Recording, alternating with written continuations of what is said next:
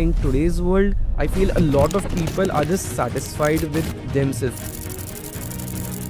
Like just to mentally accept the way they are, they just accept the reality. And even if you see the Gen Z part, it's being promoted, accept the way you are, and if you're fat, it's completely okay. Like I completely understand to a certain point it's okay, and you should not go in depression on or anything just because of a particular thing, the way you look, your weight, your skin color, anything. But if it is something that Welcome back to yet another inspiring episode of the Clapingo podcast. I am Roshni Reggie, your host for today. And with us, we have a guest who truly embodies the spirit of holistic growth. He's not just a fitness enthusiast, but also a finance expert, a mindset mentor, and a huge proponent of upgrading skills for the future, especially in the age of AI. Please give a warm welcome to the incredibly dynamic Arpit Sharma, also known as Arpit Sharma AI. You're Great. welcome. It's my So, honor to be here. right. So, to kick things off, for those who might not know you and might be new to your content, how would you want to like introduce yourself or add something more than what I already mentioned? Ask everyone to work in all of these fields because I feel it's just very necessary. Everyone should know their personal finance, everyone should stay fit and also have the fun part of it, not just skip that. So yeah, that is exactly how I would put myself. Makes sense. Perfect. Perfect. So this is one thing that I really wanted to ask you since your, odd hours of availability and how difficult it was for us to finally get this call scheduled with you. So can you maybe talk about your day and what keeps you so busy and what is your like schedule like basically? How does your day look like if you could tell us? Yes, yes. So generally it starts around 7:37 in the morning. And right now I'm on a little hard cut, which basically means trying to lose weight, going to that 12%, 10% body fat percentage. So the first thing I do is just drink 2 liters of water and then go on a 30-minute walk.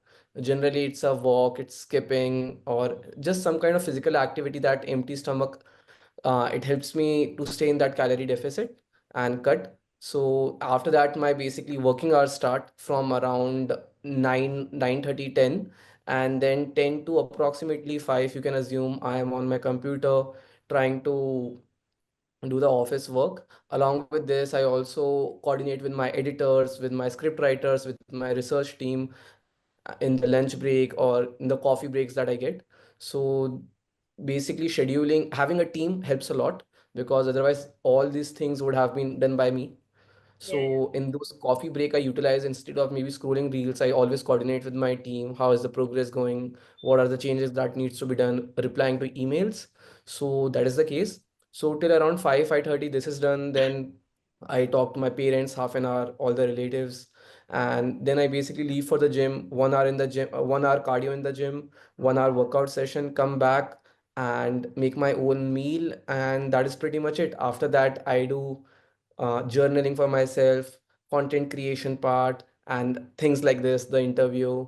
And that is exactly why I'm only available. Most of my time is available in the night, mainly from maybe 9 to 12, or around that much. And yeah, that is pretty much how it goes every day. Makes sense. I mean, like I said in the beginning itself, it's very, very inspiring to hear you and how, you utilize your time throughout the day and, how you keep yourself busy with productive stuff. So that's really cool. So, in your bio, it says you're a muscle blaze athlete, right? So, if you could tell us what does that exactly mean? I mean, I'm assuming it's a fitness brand. So, how Right. exactly are you associated with them? And talking about fitness, how did your journey in fitness begin? And what role does it play in your overall philosophy of self development, if you could tell us? All right, so I think I'll start with your second question first because it will Okay. help me narrate it better. Yeah, yeah. So it basically started after actually inside COVID. Maybe we were 1.5 years into the COVID, and that was the time I actually ended up gaining a lot of weight. I was around Okay. 92 to 95 kgs, and a few best friends of mine actually started fat shaming me, and I actually took that in a positive way. I took that, okay, they made me realize that what I am is not actually good. So instead of taking that in a negative way or maybe accepting the way I am, I focus more on the fact that how can I Improvement actually part. improve and become the better Yeah. version. So it was in COVID only. I gained around 95 kgs. And in the next 6 months of COVID, I was again at around 75 kgs. So it started in COVID and Wow. also ended in COVID. So, but that was I did not hit the gym a single time back then. I was still school, I was in 12th grade. So it was only through running and cardio, playing football, playing badminton, and having a control over my diet. Nothing was. Wow. Just with that, you lost 20 kg straight. Yes, because gym is more for muscle building. If Hmm. someone want to lose weight, I think the diet and the cardio can take care of that. Okay. But I had reached a point back then. I was not just happy with my physique. I was like, okay, now I am not really muscular. I'm just not skinny, but regular person. And that was the point where the fitness craze started coming because I saw myself change. Yeah, since then the journey continued, and it's like if you once you enter in this world, I think it's a never-ending journey. Like when Yeah. There's you no going have back. abs, you want bigger abs. When you have muscles, yeah. So Yeah. like now I have some muscles, so I'm like I want bigger muscles, and once I get bigger muscles, I'm like okay, I need to get more shredded. So the cycle keeps going on. Yeah. Yeah. And now answering your first question, what exactly it means I'm a muscle blaze athlete. So muscle blaze, if you see, it's one of the top brands in India. It's a supplement brand, Okay. making whey protein, creatine, other supplements. Also in the apparel section, fitness snacks, protein bars, protein, peanut butter, the entire fitness nutrition space. And being an athlete means I represent them. It's basically kind of a brand ambassador, but brand ambassador would be on a very higher level. It's like a Okay. micro brand ambassador. So they sponsor my food, they sponsor my supplements, they sponsor my anything that I want. So basically they help me and I help them by promoting them and So it's promoting a the product. two-way deal sort of a Yes, thing, yes, it's a right? two-way deal. That's Yes, great. So even like they're getting promoted and you're also getting your stuff. So I mean that's cool, I think. right. That's great. That's great. Okay. So with almost 700K followers, you've built a significant platform on Instagram, right? So what inspired you to start documenting and sharing experiences like your bio says Mhm. online? And what was your initial vision for your content? All right. So talking about what inspired me was, first of all, it was not an impulse decision. It wasn't Okay. something how most of the people around me today. Amazing. That's a very, very, I would say, optimistic approach you had. And at the end of the day, I feel like you are so successful today because you did it for yourself. Even if it Got didn't it. work out, you could, see I could- yourself 5 years back then and now the comparison and everything. And that passion is clearly visible in your content. And so people love it at the end of the day. Right. And I feel like you have been inspired quite well and to a great level, by your inspiration. And so, you are doing whatever that you are, which is working for you as well. So I am glad about that. Anyway, with such a huge following, fan base, and people who get inspired by you, what has been the most fulfilling aspect of connecting with such a large audience and witnessing their transformation? Okay, so about this, first of all, it just means a lot to me whenever if I can help anyone around, right? So that gives me a lot of happiness. And yeah, that is the goal of having, like, it just feels good that I can actually influence people. Also, it feels good to know that there are more people like me because back then in college, there were not a lot of people around me like me. For example, if on weekends I'm planning to study or I'm planning to learn new things, most of the people maybe called me boring for that, or they just didn't find it cool enough to be precise. Definitely. That's very good to hear. And I feel like you starting your journey back in like COVID during those years, I feel that has been a start for a lot of people. Like this shift that you're talking about in people, right? That again I feel like has been there since COVID, I believe. A lot of people realized how they could utilize their time, just by being with themselves and not really, Right. partying around and all. In fact, I got associated with Clapingo back in COVID only. So even my Okay. journey with Clapingo started off in COVID. So I think COVID has a lot of such stories, which has worked for people at the end of the day, right? So that is Right. great. Okay. So, moving further, were there any pivotal moments or challenges in your own journey that shaped your current philosophy on personal growth? A few things that okay, so one thing I would like to share is first I thought like after getting maybe up to 400K, 500K followers, the back then I had a moment I thought this is on the top of the world. I'm just going to make a lot of money, I'm going to get a lot of fame, but maybe still So, are people. you saying you were somewhere satisfied? No, no, no. I'm coming to that part. I was Okay, satisfied, but the sad part was yet to come. I thought okay. because the growth was very quick. It was like in 2 months, I gained from Oh, maybe 10K to 300, 400K. that is huge. So, Yeah. yeah. So I was like, okay, now it's all going to be glorious. But then I realized because as far as I clearly remember back then, I just used to talk about books and quotes. They could relate to your content and what you were trying to sell, right? There was a connection. Yes, Yeah. that is when I started to see that a better response, not only from the audience, but also different brands, collaborations, and sale of products and everything. All right, moving further, while you're known for fitness, you emphasize upon mental and emotional growth as well. So, Right. how do you see the connection between physical well being and mental resilience? All right, so I feel this might sound a little harsh, but in today's world, I feel a lot of people are just satisfied with themselves, like just to mentally accept the way they are. They just accept the reality, and even if you see the Gen Z part, they are like it's being promoted. Accept the way you are happy, accept the way you are, accept the way you are, and if you're fat, it's completely okay. Like I completely understand to a certain point, it's okay, and you should not go in depression on or anything just because of a particular thing, the way you look, your weight, your skin color, anything. But if it is something that can be improved, then that mindset should be open that okay, if this thing can be improved, I should improve it. So for example, back in school times, I was very conscious about my height. I am not very tall, I'm around 5'8". So I used to be conscious about my height, it's average, below average, whatever, underconfident or insecure about that.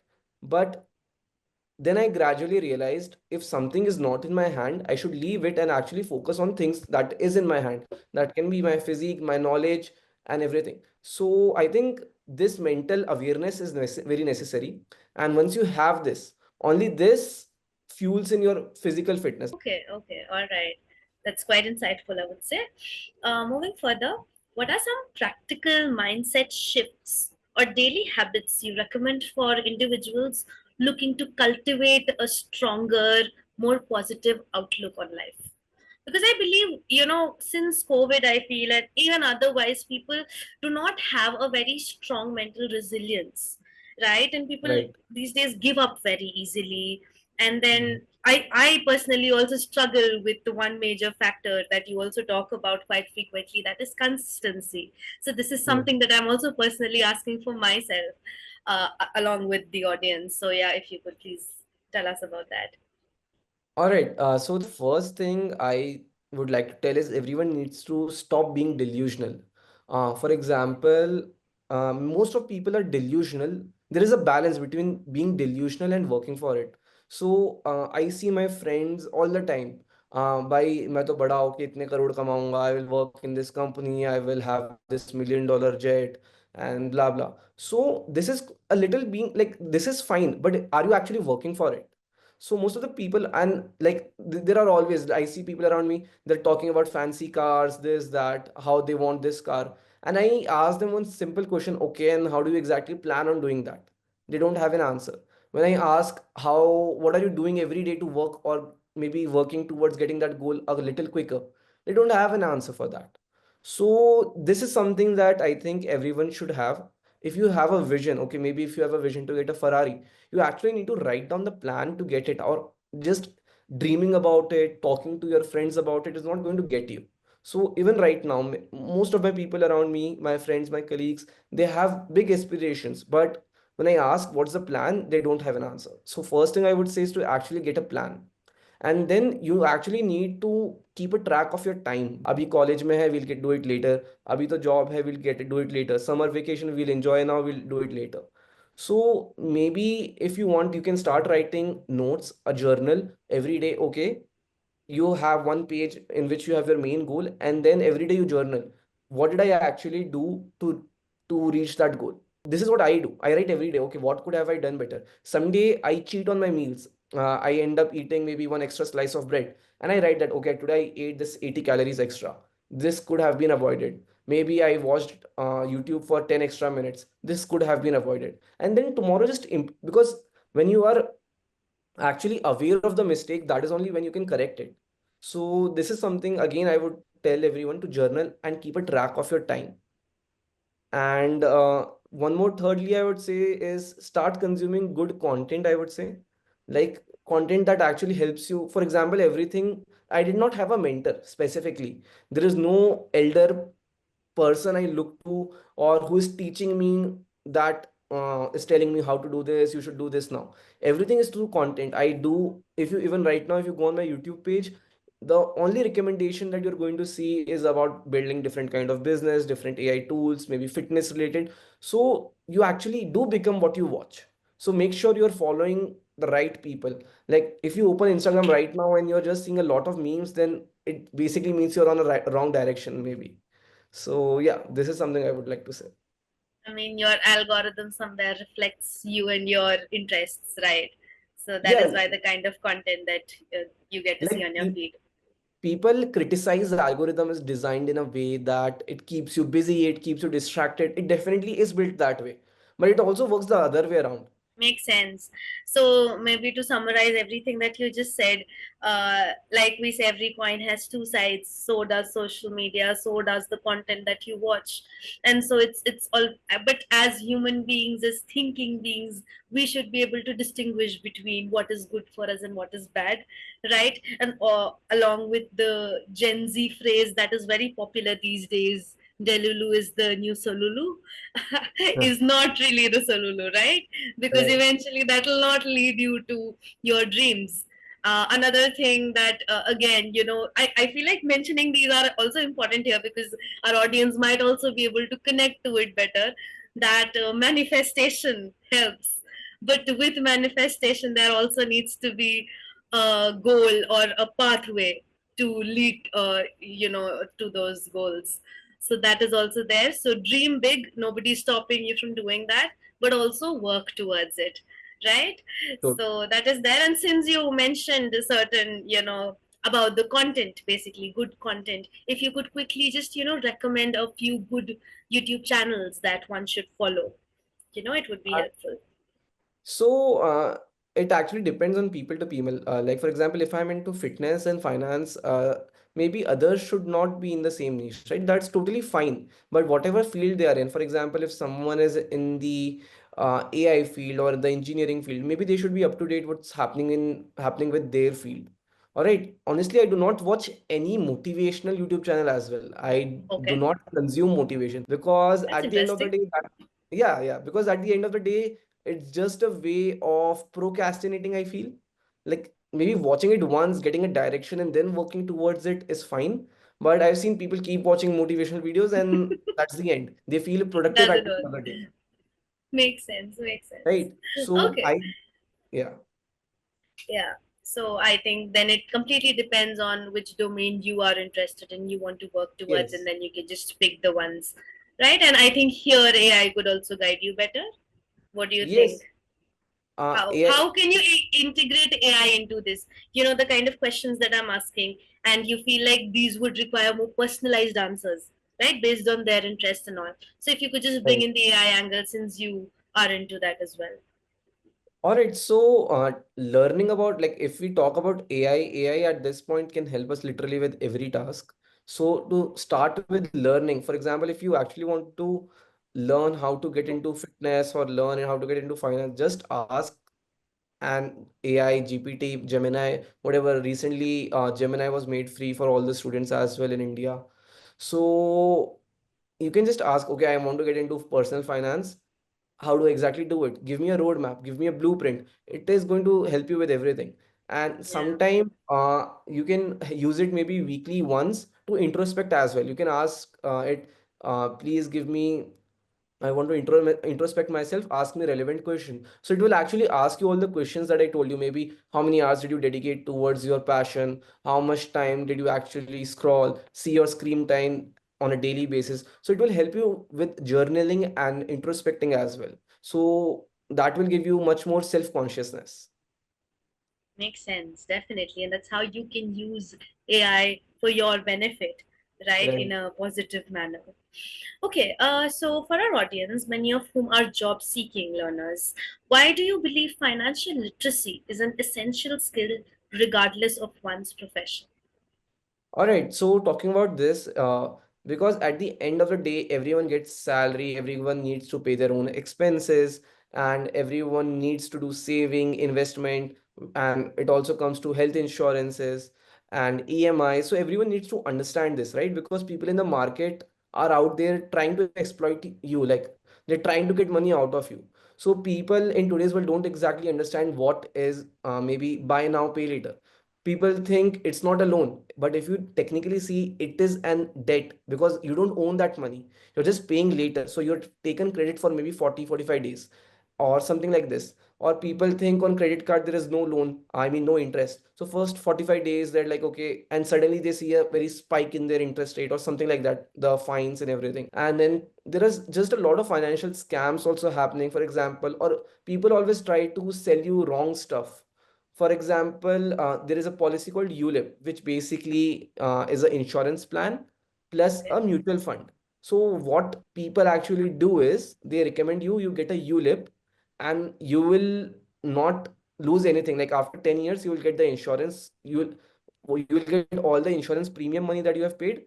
Plus, you will also get the mutual fund returns. So it sounds very attractive to a person that But okay, I'm not because in normal insurance your premium is going to be foregone, okay. but in ULIP this is not going to happen. They are Hmm. telling you will get your premium and the returns, but In uh, reality, they fool people like this. So now maybe a person who is hearing this for the very first time might get very excited. Oh, this sounds like yeah. a too good to be of a thing. But now what actually happens is, for example, the ULIP ka premium will be 5,000. Normal insurance will be 500. So if you just see, if you would have separated, no, out of this 5,000, 4,500 would be getting invested into the mutual funds. But Right. if you actually see, maybe in the ULIP, they will give you 10% return on the mutual fund amount. Whereas if you would have separately invested that 4,500 rupees into a particular mutual fund, that would have given you 15% return, which is much Wow. more than the difference between the premium. So it is always Yeah, yeah. recommended to keep the insurance different and the mutual fund different. But people don't know this. So there are Yeah. multiple things and multiple loops like this that people People don't I know. think try to go for the easier way, ek se do ho jayega and stuff like that. So then they don't really think into the calculations much, I believe. So that is why eventually, That right, yeah, that as well. Secondly, the salesmen are incentivized to sell the ULIP more because they get a higher commission. Because at the end of the day, they're only going to pay that 10% mutual fund return. That 5% extra return is going to get in their pockets. So right, right, salesmen are incentivized that they should be buying the ULIP. So the person needs to be aware about this. right, right. Okay, okay. That's there. So you attend and promote AI workshops. For someone just starting out, what's one practical step they can take to begin learning about AI and incorporating it into their skill set? So I believe again, ChatGPT, Gemini is something that people usually use for their assignments and stuff. And so that is why it's also said that AI is being misused and you're not using your own brain, you're not letting it develop and everything. So how could you guide one to, use AI in the right way, guide them in the right direction in terms of AI? All right. So, what I believe is a lot of tasks, what we do on a daily basis are very repetitive. For example, it can be something as easy as maybe setting an alarm at 10 p.m. tomorrow every day. It can be something like maybe I post on LinkedIn every alternate day. So maybe creating a LinkedIn post every alternate day. Something like that, like this. Maybe setting up a G Meet every day. Or for example, if there is a Google Meet and there are like 10 people discussing, taking notes of the meeting. All these things, if you see, they have a set execution process. You don't need a lot of brain every time to do it. For example, if I need to set alarm every day at 10 o'clock, that doesn't require any creative thinking. If there is a Gmeet and I need to take note of that, that doesn't require a lot of thinking. The part, so wherever thinking part is not involved, that everything can be automated through AI automations and AI agents. Now, how to exactly do it is a very large and a vast topic, but this is just the potential. So what can be done? We can set up bots now. Right now, there are agents and AIs. So you'll just sign up once and you will add them in the Gmeet. So every meeting that is linked to my Gmail account, it will automatically enter, it will automatically take notes, automatically give me the summary. So how it Wow. helps is in future, I don't need a person to actually take the notes. Yeah. And so all these things can be automated at this point. So this is how it can be used in a more productive manner. But if you are a student, then Hmm. maybe asking it, okay, what career path should I take, exploring opportunities, having a mind map between what things can I learn, that can be a more better way to learn it. Obviously doing assignments is just the beginning of it, right? But Yeah. actually asking the questions like, where does this career Or go? putting the right kind of prompts. I mean, I think there's also something called prompt engineering, right? Right. So that is also an art in itself, a skill in itself, right? Which Ac- helps AI answer Actually, better. Actually, at this point, prompt engineering is also done by AI only. For example, I use AI a lot. So I Yeah. have basically designated or trained a bot for prompting. So what it does is I just tell it, you are a prompt engineer and you have to write me a prompt for doing my maybe ABC assignment. So it already give me a very detailed prompt. Or let's say I don't use it for assignment, I use it for a script writing or a research of my YouTube video. I will ask Right. it, okay, so you have to write me a prompt for researching about a particular script. So it will properly write me a prompt which is optimized for the AI agent, and I will just copy this prompt and paste it. So the prompting work is also being done by AI only, but you just need to That's so have that cool. idea, what all is potential, Uh-huh. Right, right. So you right? can So keep prompt, exploring into AI and it'll keep giving you more and more. Right. That's amazing. So exactly, exactly. yeah, so from the career point of view, if you have to talk about how do you see the landscape of jobs and the required skills evolving in the next 5 to 10 years due to advancements in AI and technology? You can get replaced by an AI. For example, if you know every morning I need to come, I need to read these five research reports and give a summary to my boss. I need to read about this five stock, what they have performed, how they have performed, and I will give it to my boss manager and he will read it. Now, this is some work maybe an intern would be doing, maybe an entry level person would be doing. But this can be totally replaced by an AI. Read all the top articles about this particular companies every morning, summarize it, and send it to me by my email at 9:30. And it will be done 365 days without holiday, without breaks, anything. So all the entry level jobs can be replaced by this AI. That is what I believe. So it is not that jobs will also be created, but a lot fewer. So someone who knows how to use AI will get employed for this. But all the entry level jobs will uh, definitely we can see them diminishing or yeah reducing in number. Fading out, And yeah. a lot So of, what can yeah. one do to, escape from that layover and, what can one do to upgrade themselves in the AI point of view? So it's pretty easy. So as of today, if you see, there is literally everything on YouTube. Like whether you want to learn AI from with coding, without coding, beginner, advanced tutorial, you might need to do a little more research, but everything is available. Okay. So this is first thing. Secondly, I think you should also be very good at communication and English, because if you see, most of the people, most of the tools are actually in English. Like Hmm. they function best in English. Most of the data on Google, if you see, is in English. So it will definitely help a lot if you know the basic language English, so that you can actually communicate not only with your clients or boss better, but also with the tools that you're using. So that is one thing I would tell that is definitely going to help a lot. Okay, okay. So since you also mentioned that part, you talk a lot about holistic development and upgrading skills. So in your opinion, how crucial is effective communication, specifically spoken English, in today's competitive world important, whether it's for career advancement or overall personal growth? No, so English is a language that I definitely believe everyone should know. In India, I have seen some people, mostly from tier two, tier three cities, talking about it's our land, it's our India, we'll talk in Hindi. But I think that's not really a right approach because of whatever reason. Today, English has become a global communication language. If you want to talk to someone who sits in America, who sits in Canada, you need to know that common language, English. Now, if you just know your local language, it becomes a problem because maybe you cannot even communicate in India. Maybe a person from Rajasthan will not be able to communicate to person sitting in Tamil Nadu because they don't know a common language.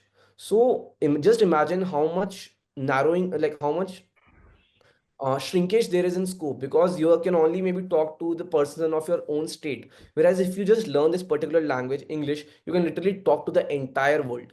So this is the first thing. And secondly, as I mentioned, most of the tools, most of the documents, most of the job applications, everything is mentioned in English, and it's not really that hard. Like if you just dedicate some time to it every day, you can definitely get better at it. So that's why it becomes very important that you actually work on this is something everything should work on, everyone should work on.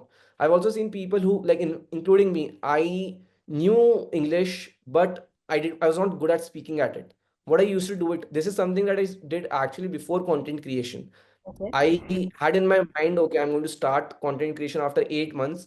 Every single day, I used to open my camera, talk about what I did, what could have been better, and everything in English, so that I could improve my communication skills as well as gather that confidence to speak in front of people or speak in front of camera.